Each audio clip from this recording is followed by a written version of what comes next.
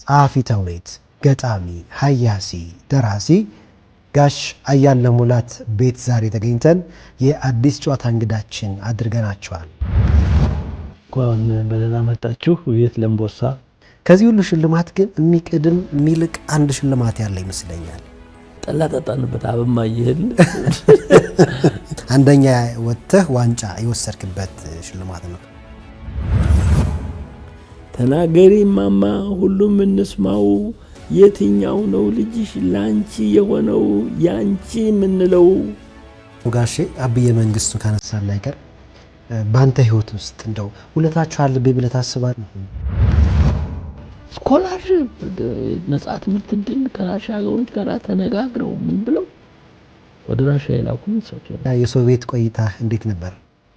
የዘመናዊ የሩሲያ ቋንቋ ፈጣሪ ፑሽኪን ነው ይሉታል ታውቃለህ። በጣም ትልቅ ክብራቸው ነው።